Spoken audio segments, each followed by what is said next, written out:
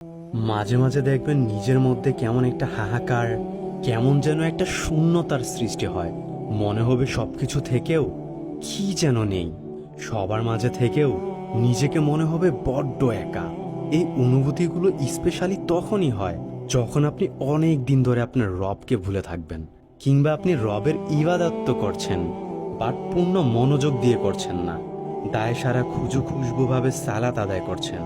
যখন আপনার রাত দিন পার করছেন নিদারুণ এক উদাসীনতায়। প্রকৃতপক্ষে আমাদের সবার হৃদয়ে একটি অপূর্ণতা, একটি শূন্যতা রয়েছে, যে শূন্যতার রব ছাড়া দুনিয়ার অন্য কিছু দ্বারা পূর্ণ করা সম্ভব না। তাই নিজেকে এই অসহায়ত্বের মুহূর্তগুলোকে রবের কাছে নিজেকে পরিপূর্ণভাবে সঁপে দিন। যেভাবে সম্ভব নীরবে, ফুপিয়ে অথবা হাউমাউ করে রবের দরবারে ইচ্ছে মতো কাঁদুন। আপনার রবের কাছে যে আপনার চোখের পানি অনেক মূল্যবান, আপনি তো তা জানেনই।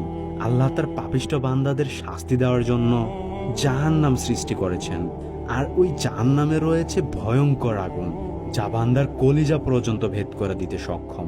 আর এই আগুনকে দুনিয়ার সাগর, উপসাগর, মহাসাগর সবকিছু দিয়ে নিবানো সম্ভব না হলেও আপনার এক ফোঁটা চোখের পানি দিয়ে এই আগুন নিভিয়ে দেওয়া সম্ভব। সুবহান আল্লাহ। আমাদের রব আমাদের চোখের পানিকে কতটা ভালোবাসেন, আমরা কি কখনো তা কল্পনা করেও দেখেছি?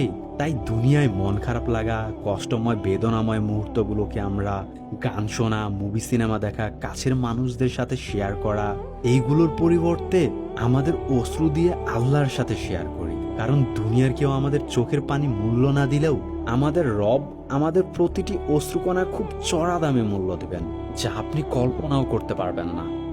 ফিয়ামানিল্লাহ। আবারও আমাদের একতরফা কথা হবে নতুন কোনো ভিডিওতে। ততক্ষণে ভালো থাকবেন। আসসালামু আলাইকুম ওয়া রাহমাতুল্লাহ।